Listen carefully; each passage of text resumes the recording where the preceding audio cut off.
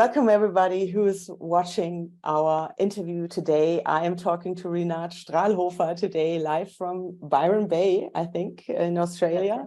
Yeah. And I just want to introduce you a bit, Rinat. Rinat is, for me, it's all from my point of view, you can correct me later. Rinat is an activist. She is a fierce mother of a 5-year-old son, I believe. And she is a passionate and brave woman and wife, and someone who is changing the world for the better. I'm a great admirer of her work, and she started off her journey 9 years ago because she actually worked in the telecommunications sector. And back then, Wi-Fi was introduced, and she thought, okay, something is off. But she had the experience that all the safety concerns about that technology were thrown out of the window. And she thought, okay, that's odd. And then it took still some years for her to do the work that she's doing now. And she's most known for her project, We Are Not Sam. And that really got me hooked, because it is about how smartphones get tested by the different smartphone companies. And this is really outrageous because it's just tested on a plastic dummy. And that's all they actually do. And for us Germans, that's quite astounding, because we are always very about the norms and all that stuff. So that doesn't apply to technology. And I guess that was something that really brought you in the field, because you thought, okay, big tech is not concerned about humans at all. So I'm so glad that you're here. So welcome, Rinat. Oh, thank you so much. That's such a lovely introduction. I'm so honored that I get to connect with people all around the world who are living and breathing and daring to do really great work with the truth that they're uncovering. And I think that's the greatest, I guess it's a really great reason why we're here, is to experience this as a classroom of ways that we can keep evolving our knowledge and understanding of the world. And you're absolutely right.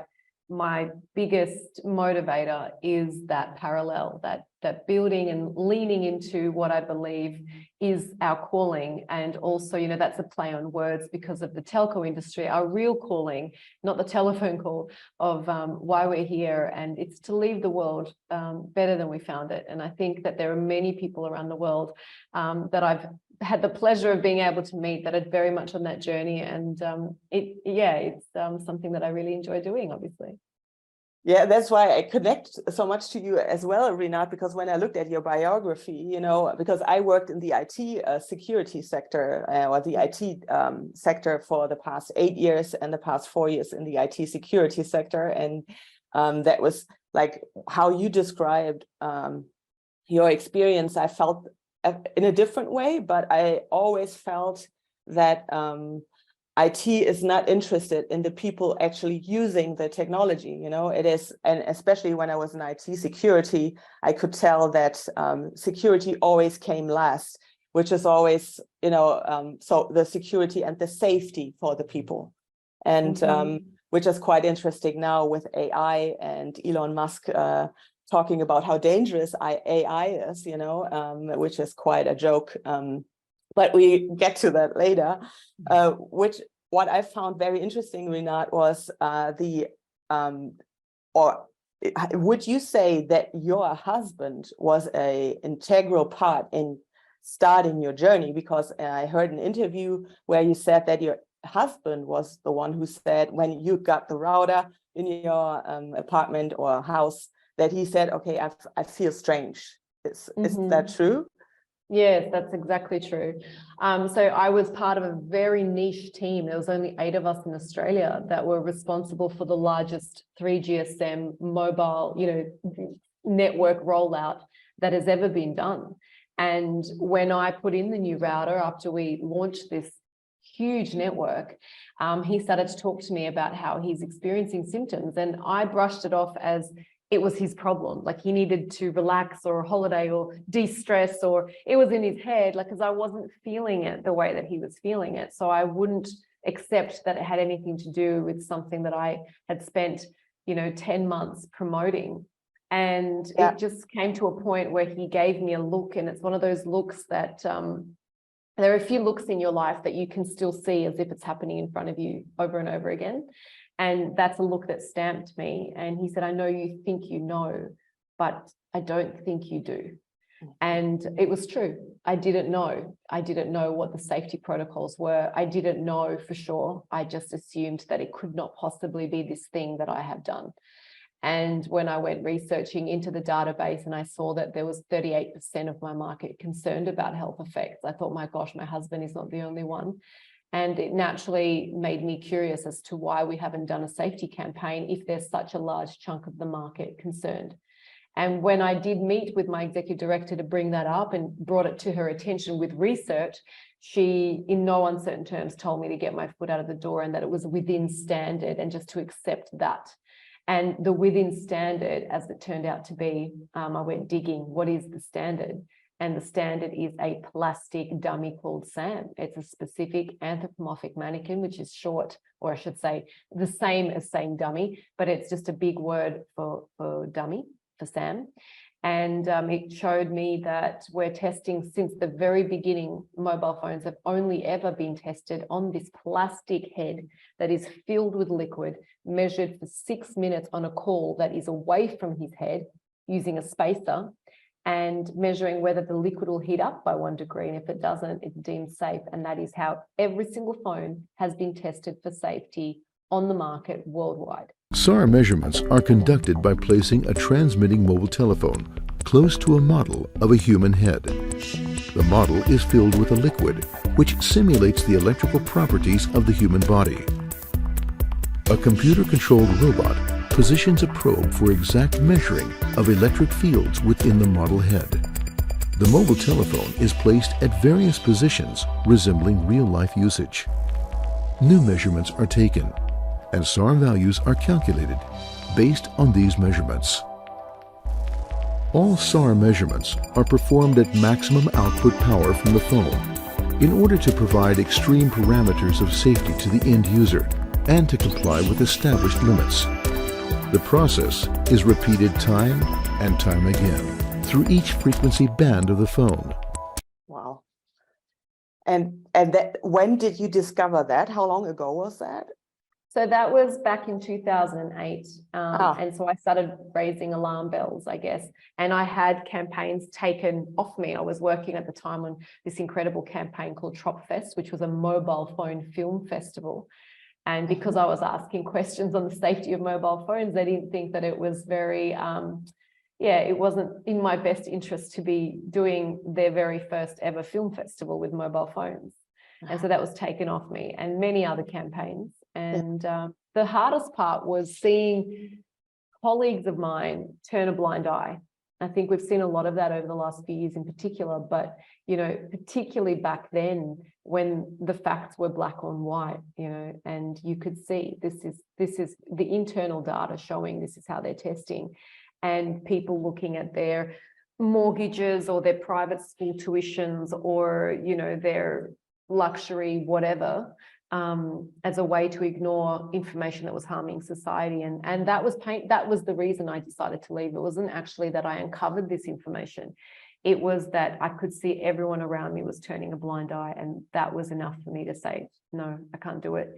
And I left, but I went on a runaway train. So it wasn't like this me kind of like going to the news stations and you know, exposing what I've uncovered. It was me running. And I said to Chris, my husband, I said, let's go to Switzerland. He's Swiss. And so I wanted to go as far away as possible. And that's where I went. And the thing about running is it catches up with you. You can't run from truth. Truth goes everywhere you go. And so for me, it was a real testament to, I guess, my purpose and my path in life.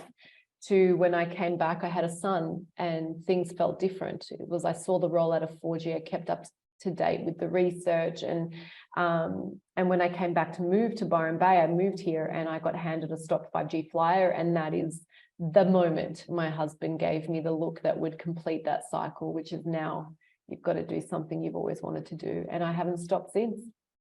And I find that so interesting, Rinat, for once, because I had the same experience, you know, how becoming a mother, I think or I know it triggers the intuition we have that was taken away from us through different conditionings or through our life that we went through, that it flares up again. And if it's very potent, then you get in action like you did. And I find it so interesting that your husband and your relationship, because I think this is also something that we are lacking in our society, even though it is changing, but the intersection between the masculine and the feminine, you know, that your husband then again said, okay, Rinat, now it's time. And then you really started, you know, and did you start with Rinat Sam then, or? I started doing, because my background's marketing, so I've always been passionate about understanding behaviors, and also just because there's so much emotion in marketing, and you get to tap into every deep emotion in a human being, and I always found that fascinating. But I also see how it's manipulative, you know, but it can be done in such a beautiful and ethical way. And there are so many people around the world, so many marketing agencies, so many marketers doing it that way. And so I started when I was in Switzerland, I started to notice that I was drawn, especially when I was pregnant, I was drawn to learning, or sorry, unschooling, unlearning what I learned through university, and relearning ethical marketing. And I didn't know what that was going to prepare me for. I just had this really strong intuitive force when I was pregnant with my son that I needed to do this course. And so I applied, and there was like 200 applicants only worldwide. And I was accepted into this ethical marketing course. It was a seminar. And in that 6 months, which was very intense, I learned more about marketing and the beauty of that than I had in 4 years at university. And so for me, when I came back and I had my child and I moved here and I got handed that flyer, I knew automatically this is what I was going to do. So I started advocating using my marketing skills, sort of always behind the scenes, so nobody knew that it was coming from, let's say, me or a group of people that I began working with. I just wanted to stay more under the radar. And the universe, I should say, you know, laughs at your plans, as you may have heard, God laughs at your plans. And it propelled me to, I guess, speak more. And there were community events happening and so much more conversation. And I resisted as long as I could until there came a point where I got up, and like the saying goes, that the sweat and the nerves and the shakiness of public speaking is extreme for me, who's been trying to hide for 9 years. But something cracked open, and because I knew that what I was standing in was my truth, things flowed through me. And I'm not saying, you know, in a way that's like it wasn't me talking, but it flowed in a way that I guess you recognize that you're daring to do something that is true to your purpose, and it just allows and holds you in that space. And most people that I know that try to guide you to your way of thinking, in other words, listen to me, follow me, are people that I generally do not trust. Because I think the most important work any human being can do, no matter what sphere of influence they wish to have, is to guide people back to themselves. And so for me, I recognize that as an opportunity, especially with what was happening in society at the time, and the alarm bells, to really bring people back to themselves. And I think when I started to do that, I noticed that they were more activated and more empowered. And it didn't come from me. It came from, I guess, the inspiration or of the guidance back to themselves. And so I think that's a really important proponent of change. I think change happens when we create and we harness necessary tension. And necessary tension is a beautiful thing. As mothers, we know necessary tension because that's how we birth. If we don't have it, we can't birth the new. So it's an experience to help us create shifts and crack us open. And I think that when there are moments in any movement or in any, I guess, situation, whether it's 5G or whether it's anything else, when you feel that necessary tension to be a part of something, what that does is it signifies you're ready for change, and you're ready to be part of something that you believe will do great things for the world. And that's not to say the world is bad and I need to be on some Joan of Arc trudging towards, you know, a better world. It means that what you do from a place of, I guess, trust in the moment, in whatever is presenting itself, because the last few years has actually shown me the best of my life, my tribe, the people that have come into my life I would never have met if it hadn't been for certain situations. So I feel like if you see everything as a gift, if you see your knowledge and your recognition of things and how they play themselves out as a gift, rather than now that you know this, you have to point a finger at someone. You know, there's been so many of those moments in my life where I've come back and went, oh, imagine if I did it that way, but I guess I didn't. So now I'm doing it this way. So the evolution of our experience is something that I think is the biggest lesson of 5G, is like, what do you want as your human experience if you're so worried about technology? So if you want something as a human experience, go have that. And that is the best antidote to, you know, life on, you know, the trajectory of fear of the online AI singularity, which we can absolutely get into. But something that a friend of mine, Charles Eisenstein, said, he said, technology is neither good nor evil. It's how you interpret it and what you do with it. Because it's not inherently, it's up to us. It's what we use. It's what we engage with. And most people think that there's a bigger, badder version of technology, but we're not even prepared to make changes with the technology we already have.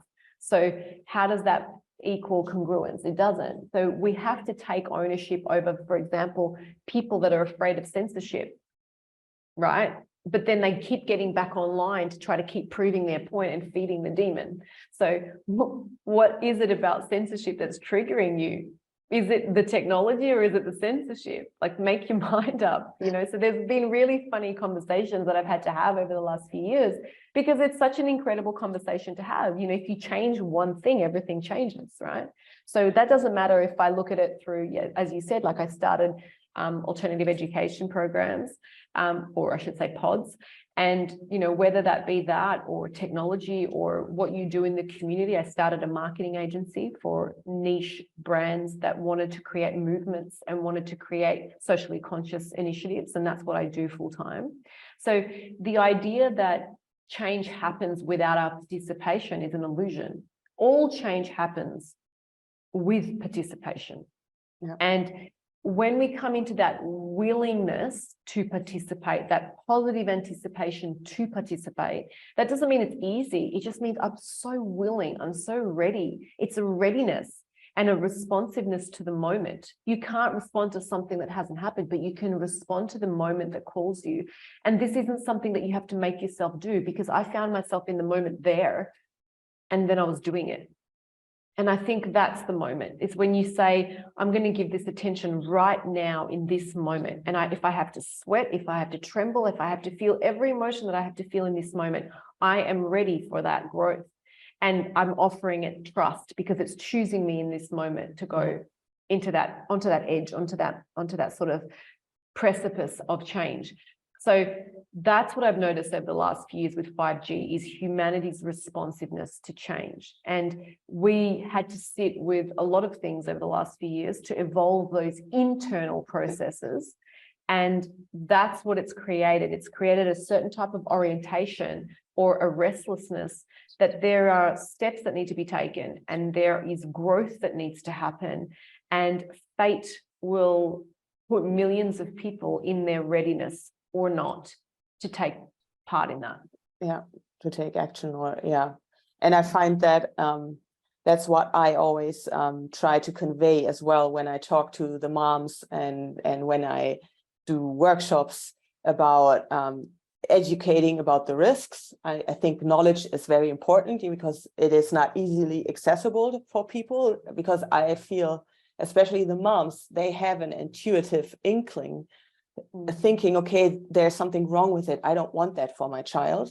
The technology or 5G, you know, there's just a sense, but they don't have the knowledge. So I try to bring that to the people, but I don't try to overwhelm them, because in the end, it is so true what you said, Rinat, that we can choose then to use technology for our needs, and we can use social media for our needs. I never would have met you without social media, you know, because sometimes you meet people in the field who are very critical towards the technology, and they're like, I'm not using anything at all, and they're very against it. But that keeps you, you know, suppressed again. And I always say you have to be intentional about it. And this is the beauty of it. And I totally agree with you that technology reminds us how great we as human beings are, how great we are as Homo sapiens. So to use that again and actually to come back to that, and everything that we are critical about reminds us of how we want to live, right? Mm-hmm. Well, that's the thing. If you look at technology from the perspective of your responsibility, if you look at it from the perspective of, I'm going to be digitally conscious, right? I'm not going to be technophobic, which is an extreme. I'm going to be digitally conscious. And digitally conscious for me is understanding that technology is actually, and I don't mean this in a negative way, even though the word kind of sounds it, it is a substitute for the real life human experience. You know, listening to music in the car, some of your favorite songs, is wonderful and it's so uplifting, but it doesn't compare to being at that artist's live concert. And so that's the same with a lot of things, you know, whether or not you like someone's post versus give them a hug. The human experience is by far so much more profound and beautiful. And I think where technology and where people misunderstand technology is that it is just a tool. But once you start using that tool as your only reference point to life, and that is all you're doing, and that's the experience that you're putting everything into, your entire human experience of going into a device. In other words, there's very funny videos of people that are literally walking and they can't see where they're going and they bang into something because they're so busy on their device. And that's true, because we can get so zapped, we can get so entrenched in this online space because there's just so much happening and it's so interesting. But actually what is far more interesting is the slow and more intimate engagement of the human experience. And I think that when you have a balance of that, it's really healthy. It's really healthy to have a balance of space on technology and space having a really full lived human experience, because those are the memories that you'll cherish the most. And there's been a lot of studies that have linked, you know, high teenage use of technology to mental health issues and immune dysfunctions, and the list goes on and on and on and on. And that's because, like anything, when you take something to its extreme, so if you take to its extreme technology, it can be seen as a drug. I mean, we know it does dopamine hits. We know that that's how, you know, these social media networks and all of that's been revealed in documentaries and research. Like, they are engineering these technologies, these apps for addiction. They want you on it all the time, and they are paying for your attention. And so when I explain this in terms of marketing, you know, how will you know before you buy that muffin if it's delicious? They've never bought that muffin before. How do you know? You have to put, in marketing, you have to put trust in the promise of any product, you know? So you have to say, oh, I trust that thing is going to do what it says it's going to do. And I trust that that thing is going to be delicious, or I trust that whatever. But the amount of trust that's going into technology, it's far exceeding the amount that's required. And it's like you have bought too many muffins, more than you can eat, and it's making you sick. So we are, I guess, on this mission with We Are Not Sam, is to help people understand that safety is not something that is given to you. Safety is not something that you go and knock on regulatory bodies and try to get them to do. Believe me, I've tried. So after 4 years, I can honestly say it does not work. Because I've gone all the way to a parliamentary inquiry. I've contacted every telco in Australia. I've had meetings with every Tom, Dick and Harry. And basically all it comes down to is this: if you take safety seriously, it's your job. It's no one else's. And that's the same as what we learned with tobacco, with asbestos, with DDT. I mean, these are the same lessons we're going to learn now with 5G. I honestly do believe that giving a child or any device in the next 10 years will be seen as like giving them a drug. Because it's out of control. We have to learn to live with it, but we have no boundaries as to at what age it starts, how long you're on devices, for what purpose, for meaningless scrolling. So when we're using technology and discerning in a meaningful way, and we are conscious of how we're using the digital space, then I think you're doing what's called safety and health. But if you're just the opposite of that. And, you know, you've got your child and you don't know why that child is so out of the human connection, because all they get as babysitters at all times is a device to numb them down. These are going to be consequences that parents are going to have to face later in life, because that is diluting their attention. It's a stolen focus. That's what that is. And it's actually, Rinat, because like I told you, I talked to a neurobiologist last week, and she studied the brain for 30 years and how it learns. And it really is the frontal lobe.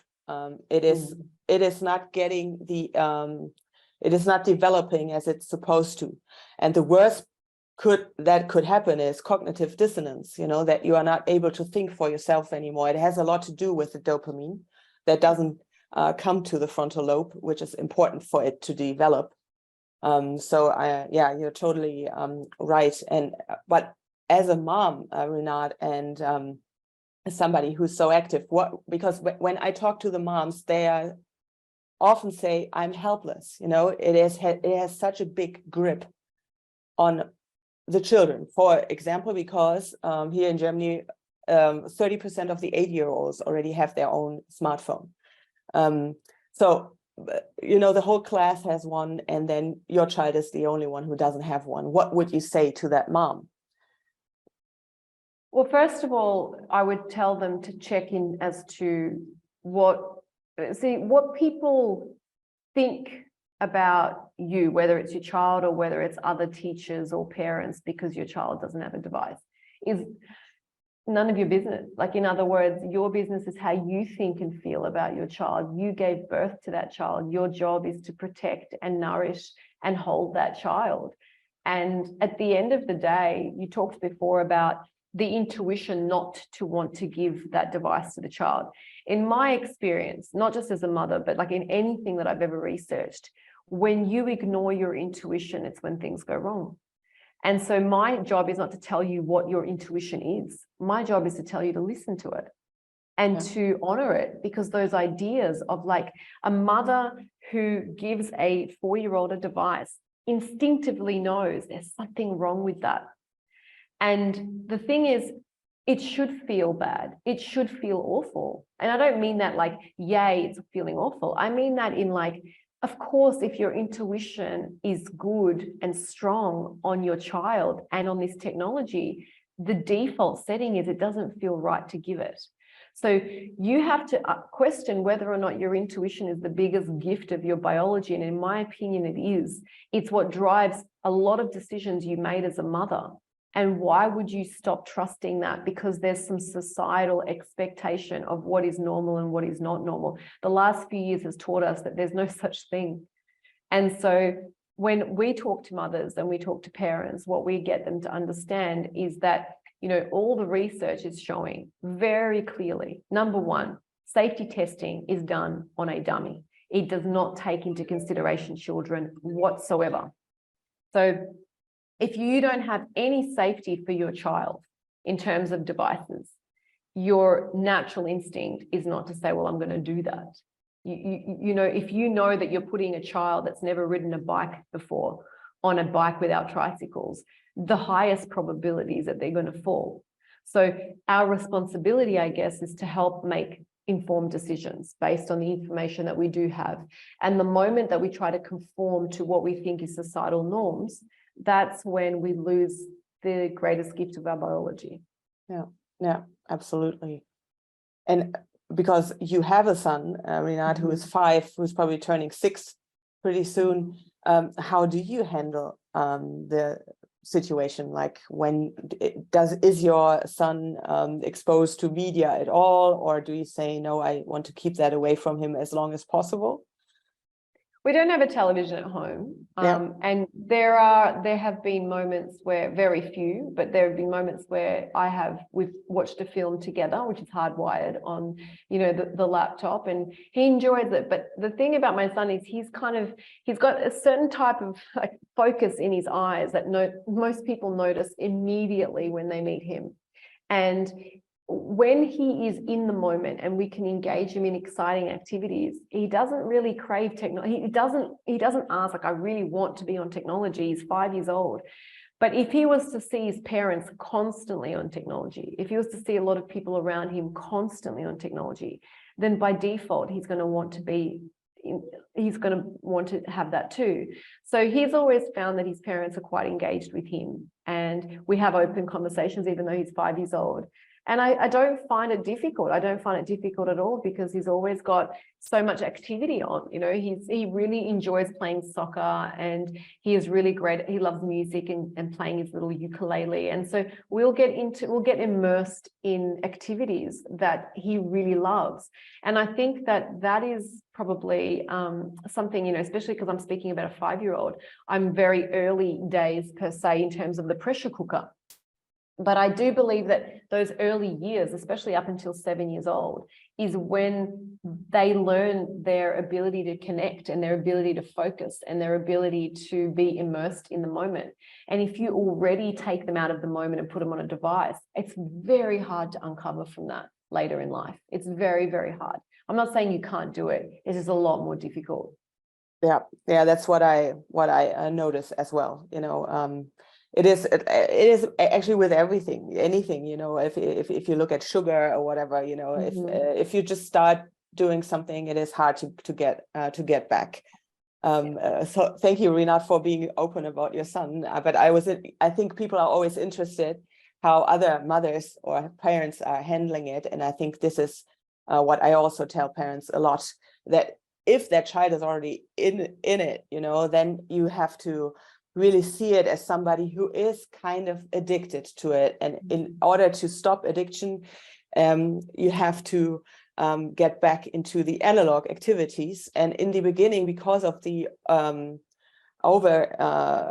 production of dopamine through the devices, it is in the beginning that they don't like the analog activities, but they will get back to it. And especially for the parents now who are on the verge of getting a smartphone, it is so important for us to educate them and to not start, because they form a new group, and they can educate other people. So yeah, thank you, Rinat, for that.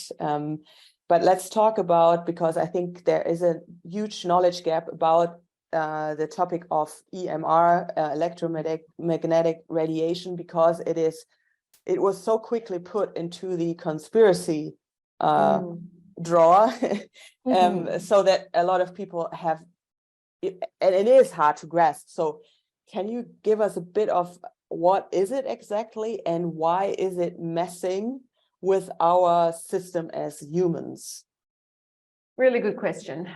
So it's a few layers. Firstly, the name is just like giving a child a name. You can call it 5th generation. It doesn't really matter. The name is the name, but the technology is where it's different. So 3G, which is obviously a network that allows you to connect device, you know, use data, so that it allows you to connect your device to that network so you can use data. 2G, I was going to say this, 1G was just like, you know, make a phone call. And 2G was text and make a call. 3G was text, make a call, and use data, right? So you could finally do like a video call or whatever. 4G is an extension of that with more data, and 5G is where it's different, okay? So all of those technologies before 5G would have towers, mostly, and it would have circular beam forms coming out of these towers. So for those that are watching, I'm doing circular forms with my fingers, right? It'll come out of the tower.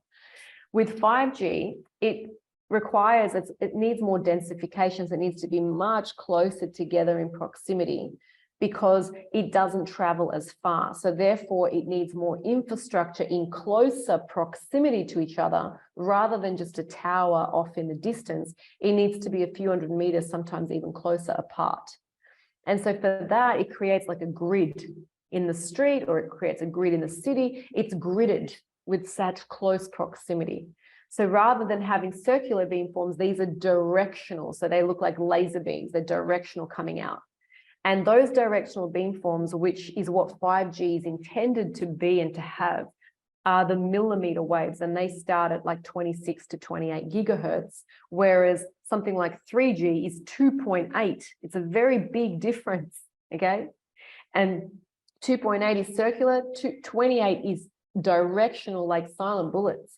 And that type of radiation is military grade. I mean, the whole thing is military grade, but that was experimented on for crowd control. So millimeter waves only existed to control crowds. So they would bring their military like stations or their tanks, and they could do crowd control and floor people to the ground because for whatever reason, they were using it in India and the military in America were using it, etc. And so why would they need to put this technology in such close proximity to our kids' bedroom windows? Now it's much closer than that, because it's not for faster internet access so you can download a minute, you know, a movie in a second or whatever. It's because it can read all your data. And so when you can read your data, and I don't mean just like when you're on a device, but I mean how often you open your fridge, how often how long you sleep in your bed, what's your average time in a shower. I mean, the level of detail is so extreme, and it's such an extreme surveillance. That's what 5G has always been designed for. It's been designed for surveillance, not faster internet access.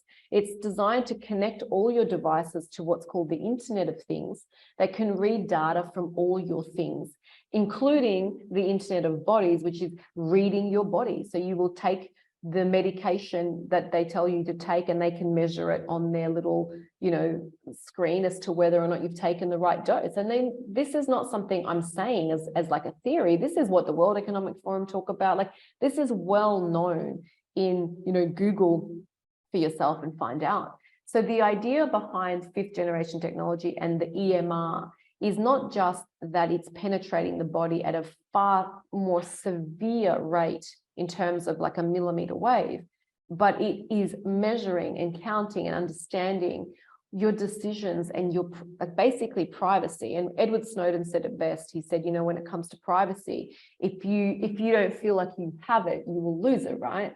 So you can't say that I don't really think privacy is a big deal. It is a big deal, because your information is sacred and private to you. And the minute these big corporations have that information, everything can be manipulated. And we're seeing that already now. Like, if you start talking about a random beach tent, the next thing you go on Facebook, you're being advertised beach tents. So they're already listening to conversations. They're already admitting that. Right? So this is a much more extreme extension of what they're already doing, except this time it's not about what you're talking about, but it's literally having a view into your entire world. And I take privacy very seriously, and it's not because I have something to hide. Just like saying free speech is not important because I have nothing important to say. I mean, free speech is important. I have things to say. Privacy is important. I have things that I would like to remain private about me and my family. And that the technology in terms of EMR, and there's over 2,000 peer-reviewed reports showing biological harm. 2,000 peer-reviewed reports, right? And we had the biggest court case in EMI history. In 2021, we worked alongside Children's Health Defence. And in August 2021, we won a landmark case with Environmental Health Trust and Children's Health Defence went into that case together. They won, and they showed that the FCC, which is the Federal Communications Commission, was irresponsible, negligent with safety testing of wireless radiation. Now, that should have been front page news as big as asbestos, tobacco. It was not reported anywhere. There was over 10,000 pages submitted to the courts. And what the industry do is they say, well, if it doesn't cause cancer, or if it takes cancer 12, 15, 20 years to form, then what they're saying is like, we're only looking at cancer, but they're ignoring sleep dysfunction, immune dysfunction, you know, skin rashes, all the other things that are directly related to EMR. And research has shown, all independent research, of course, because industry funded will just vary whatever they want. And what we're learning about EMR is that not only that, but for the entire duration, it has not been insured by the top insurers in the world, which is Swiss Re and Lloyd's of London. And when their top insurers in the world say this is a high-risk industry, but that's being given to 3-year-olds to hold devices, we've got a massive issue. So when we try to understand the full spectrum of EMR, or the full spectrum of 5G, we have to look at it in terms of what's being ignored, what has been tested, and what's to come with surveillance. And I think that that's probably the most rounded understanding. If you are buying a 5G device, what you're saying is, I give consent for this device to activate that network, which is all gridded around you. And so that device is your remote control. It says permission accepted. And then that device does its thing, because that device works when you have the technology. So the more people that are giving consent, the more this technology is being activated. So we have a responsibility to say, well, if that's the world you want to be a part of, that's your ultimate choice. But if you want to be part of a world that isn't gridded to that level of surveillance, then you have to start acting and being part of that world too. So take your pick. And so that's one of your advice. Thank you, Rinat, for that. To put it in a nutshell, which is quite big, but I think, yeah, it shows your big knowledge. But is that one of your advice you would give? Okay, if you buy a new smartphone, if you have to, try to look for one that doesn't have the ability to connect to the 5G, right? Yeah, absolutely. Yeah. I think it's really, there's 489 million smartphones that came out on the market in 2021. And, you know, my message back then was boycott 5G phones. And it was successful. You know, we succeeded in, you know, especially where we live here, we had like over 50% of people in Byron Shire saying, I don't want a 5G phone. And then it went up to like something like 60%. So, you know, when you campaign in your community and you say, like, I don't want this, and we had the largest, you know, we had the longest moratorium on a tower, there are ways in which we have to understand that it's our responsibility that if we don't want to see a future where this tech dictatorship is coming to fruition, then we have to become stronger in our communities. And I think this is really important, because a lot of people will say, I'll just make decisions for myself and my family. But the minute you do that, that's really important, because change happens from the inside out, as I said. But once you start doing that, what ends up happening is you start to meet like-minded people. And so that becomes your web of community. And that community is capable of incredible things if they decide, hey, you know what, we want to live this way, or we want to go about it this way. And that's what we're going to see more of in the future. I think that this tech utopia, this AI singularity is going to take place. It's already taking place. But there will be people that say, yep, I want to subscribe to that. I want to go on the conveyor belt towards that future. And there are going to be people that are living a parallel society that say, no, that's not for me. I don't want to live in a smart city. I don't want to live in a grid. And they're going to move somewhere where that's not the case. So I feel that if people are true to where in this current landscape they can identify where they want to be and move in the direction of what life they want to live, then they can. Yeah, that's what I believe. But Rinat, you know, because I think for some people it is hard to grasp when you say, because people who are not immersed in this whole topic and they hear what you say, they are like, what is she talking about? What are they going to surveil? What is surveillance? What do they want to find out about me? Can you maybe compare it to the state of China? That's right. So that's right. You know what has been going on for almost like 15 years, I think, that they have this social credit system. So if you are not on the side of the government, then you are not allowed to drive with public transportation, for example, or you're not even allowed to leave your area. 的一个相机，然后端来做这个逃犯以及黑名单布控。所以这整个大数据对一个人的行动啊、行程啊，就是完全就是可以说了若指掌。在这个 APP 上，我们还可以看到自己的一个排名，也是给居民营造了一个比学赶超的一个氛围。像我们现在有夜巡的，还有家园清洁的、垃圾分类等等。开车如果是违反交通规则了，这个失信对家人呐，或者说孩子以后升学都会有影响。我们之所以被关押到监狱，是因为我们更努力、更投入的为那些人去服务，为那些人去争取人权。这些警察他们会去找我的邻居嘛，散布谣言，说我是卖国贼。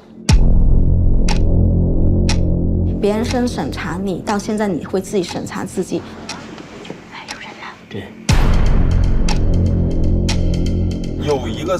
有一部手机不安全。我的丈夫是一个律师，在2020年1月12日被警方逮捕。其实从那个时候，我就再也没有见过他。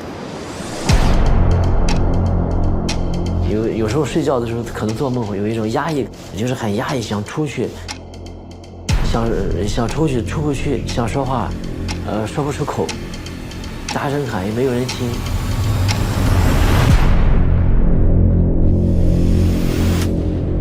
Or, you know, that's what you're talking about, right? Absolutely. I mean, we've got a preview of that already in the UK. It's already starting in Melbourne with 20-minute cities, you know, so that you can't leave zones because everything you should need would be within that zone. And like you said, with social credit systems, it's no different than a scorecard that the government gives you, and you'll get permission based on how you follow the protocols, or you lose privileges, ability to go here, there, or wherever, because you're not following your protocols. And then you'll be, you know, you'll get a score. Like these digital IDs are very much leaning towards that direction. I mean, there's nothing that's being hidden about that. They're talking about it. They see post-humanism as the most important feature of the future, which means they want you to adapt to a more robotic life, a more digital life, and blend more human with AI. They want to put chips in your brain or in your wrists or wherever else they decide is necessary. So these are the considerations that people are making right now. Is like, well, do I want to stay human, safe and conscious in a tech-obsessed world? Yes or no? And if it's a yes, then move in that direction now, because there is no such thing as tomorrow. If that's the world you want to be a part of, if you have the awareness and the intuition and the inkling to understand and to spread that message, then do so. And you know, I don't believe they will succeed. I think it's biblical times we're in, good versus evil stuff, right?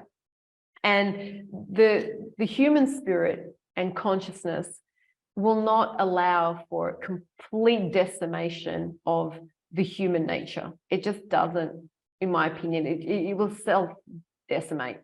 But it will get to a point where it will get bad, because we have to come and stand in our sovereignty. We have to speak from reclaiming our own authority. And this is what these times are teaching us. 5G. Why 5G? Because it's teaching us to raise our vibration.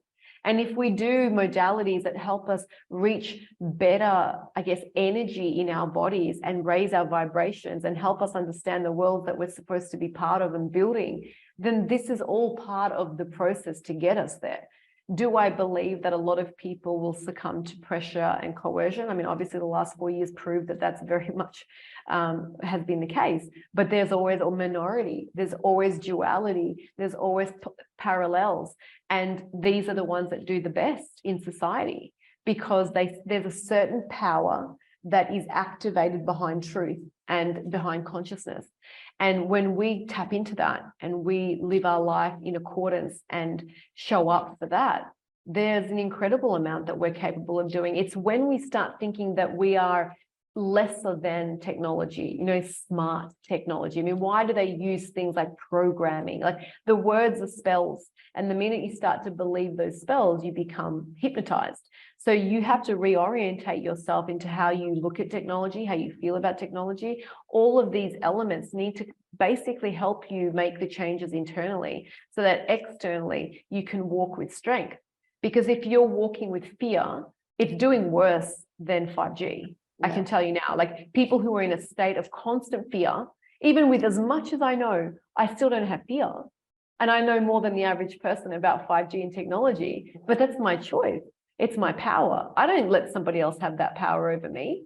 And I have, you know, I've got family, my history is Russian. They've gone through war and war and war. And I was passed down stories of war my entire life.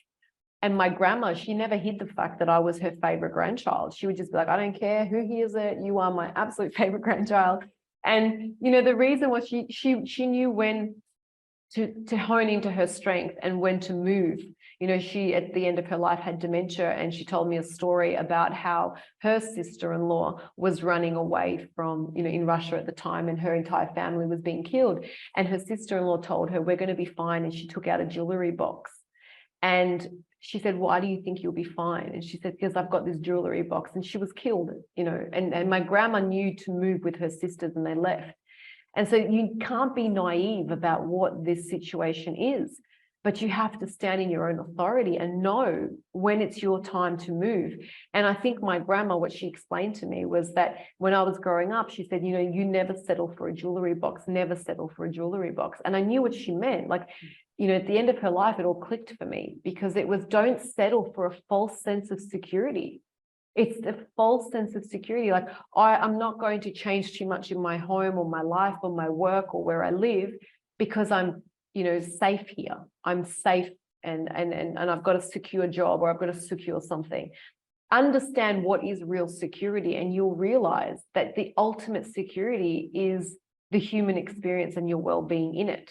Yeah. And so we don't need to like substitute safety with houses and cars and jobs and all these things. And I'm not saying, hey, you know what, just you've got a family to feed and you're just going to, you know, hit the streets and get on the road. It's not about that. It's just the internal processes that these times are calling for is for us to reclaim our authority, raise our vibrations, and to, if you cannot imagine a world that is better than the one that you're afraid of, then you cannot walk into that world. You can't create that world, because you have to imagine something before you can co-create it.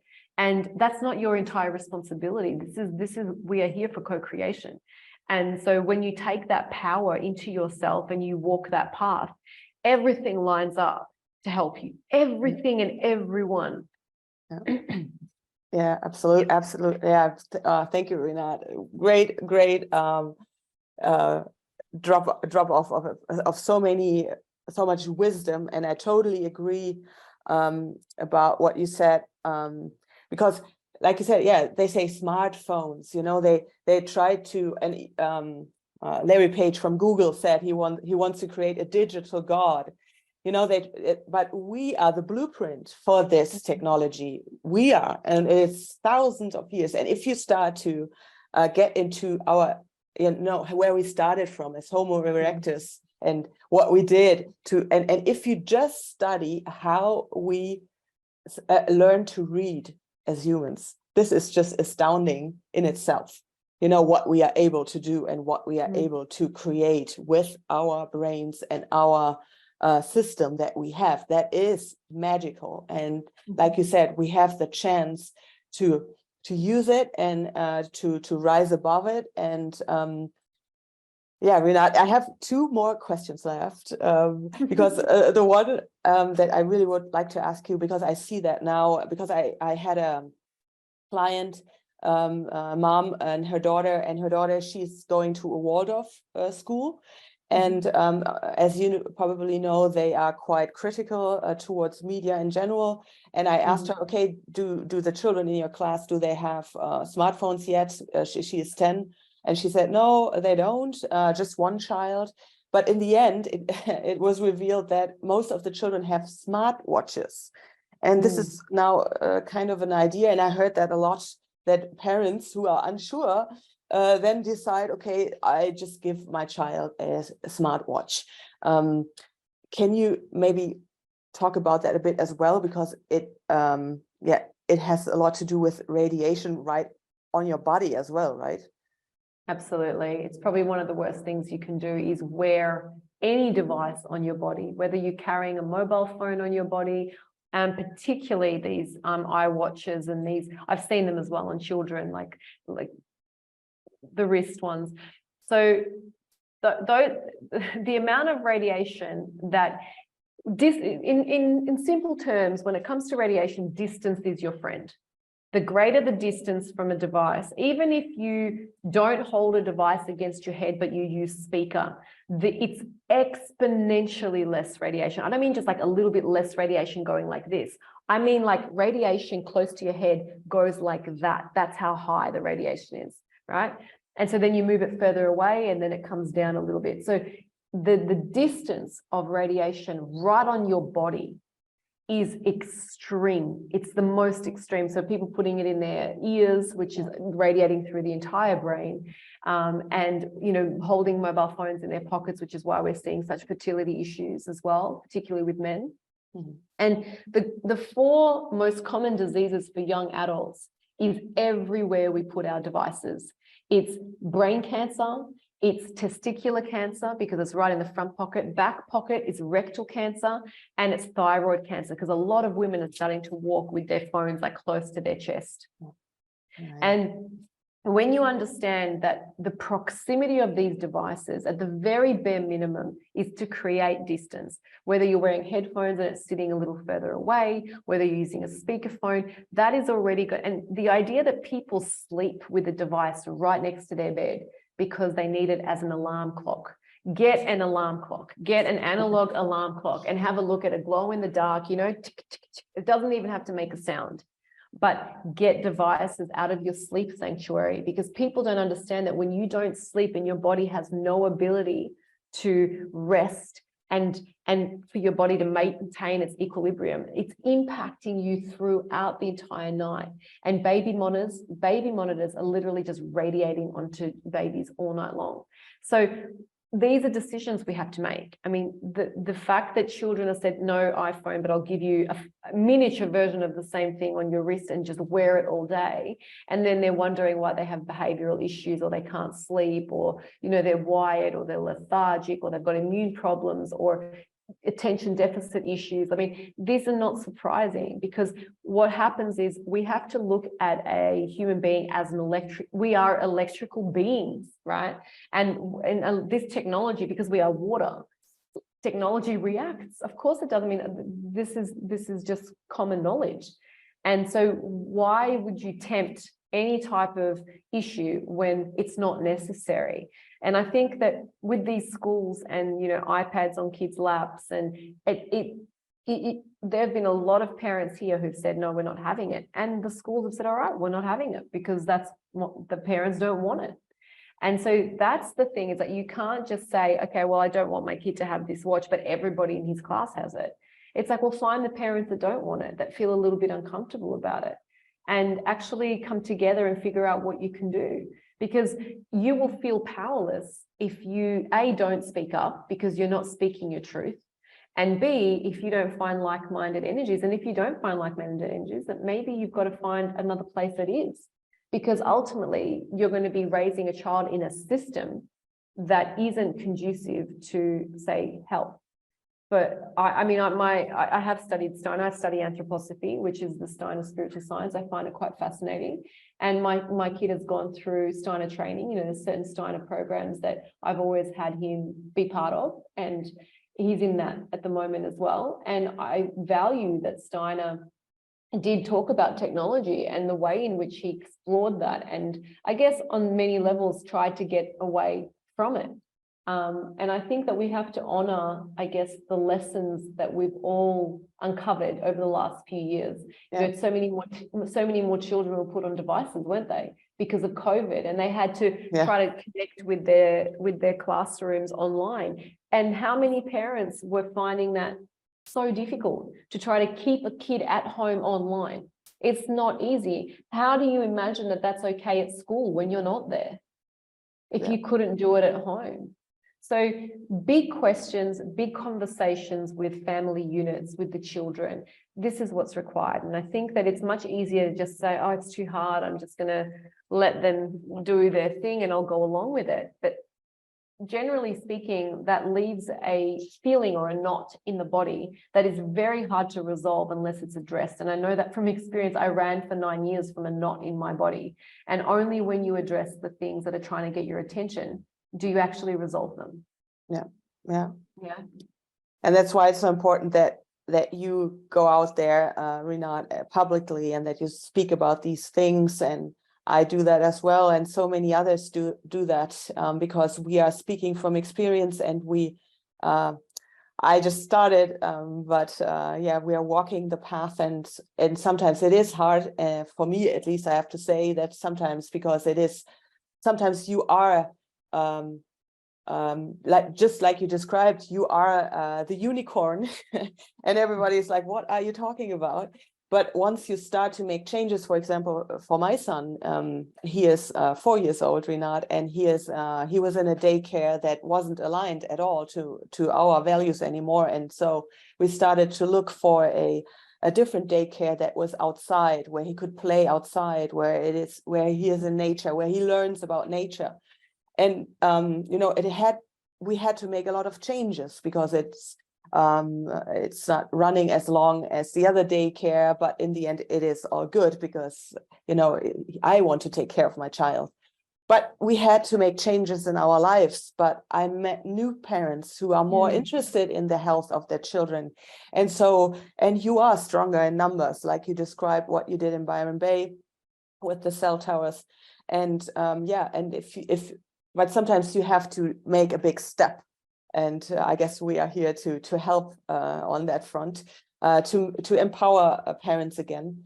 And Rinat, my last question is, because we talked about how amazing humans are, and that's what I like so much about you, how you talk about that. What would you say are the 5 most magnificent traits about human beings that you think need to be preserved? If you can come up with 5. If you have 3, it's fine as well. I think the most incredible part of the human experience, which I think is something that things like AI can't do, is we can feel so deeply. We can, and that's why that is all a substitute to the real human experience. We can love and we can hug and we can feel empathy. And the thing about technology is that it's really primarily used for data. You know, so how do we create a good society when we have more data, But the thing about data is data can't calculate love. It can't understand and contemplate empathy. So like a musician who can sing from the soul and the depth of his heart, AI can't write you a song from that place. It can't sing you a song from that place. And so my favorite traits of the human experience is that depth. It's that contemplation. It's the ability to celebrate.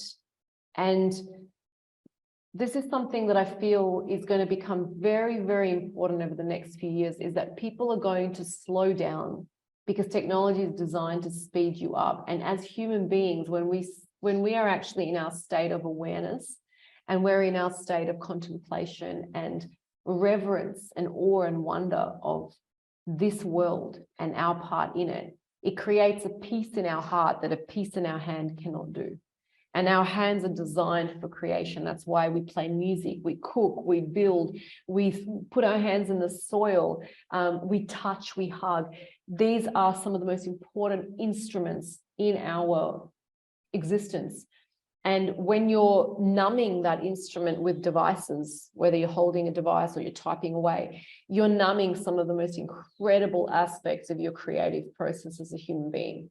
And so I would say that's a hugely important factor of the human experience. And also tension. I said it before, I think we're in times of necessary tension for growth. And I am not somebody that resists that as often as, you know, it has been the case in the past where I've almost felt like, oh my gosh, like what, you know, activism and and you've got to do these things. But when you actually see that's all necessary, that these times have to play themselves out and we have to play our part in them. And my favorite people are the ones that, you know, do it no matter what. They're getting ready to do something and getting ready to participate in change. That's an incredible thing to be able to say, like, hey, you know what, I'm not going to put expectations on how I do it, that I do it, but I'm actually in a readiness to be part of change and move in that direction and flow with that direction and see what happens. I think that's the ultimate human experience, is that understanding that we're in this classroom, we're not in a courtroom where you have these external ideas that people are judging you. You're in a classroom, and the minute you start to explore life as a classroom, it becomes a really engaging experience. So these are my favorite things. Ah, beautiful. Rinat, what a great closing argument for humanity, for us being Homo sapiens, and how beautiful that is, and to really slow down, to take the time to slow down. I think that's also something that I always preach, especially what you said about the alarm clock. I always tell people, get an alarm clock again, and just wake up slowly, because you really are cutting through the circuits of your brain waves when you start looking at the phone immediately after you wake up. You skip an important phase.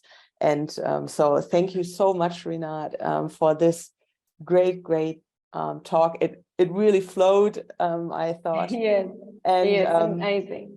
And I wanted to tell you, Rinat, you probably know that, but your last name, Strahlhofer, Strahl is also part of radiation. You know, it's which is that blew my mind when I first met you. You know how much you are destined to do what you do. Yeah, I've been told that many times. Yeah, Strahlhofer, Strahlhofer, yeah. So thank you so much for taking the time to talk to me, and yeah, I will link everything where people can get more information about you and what you do on Instagram and below the video.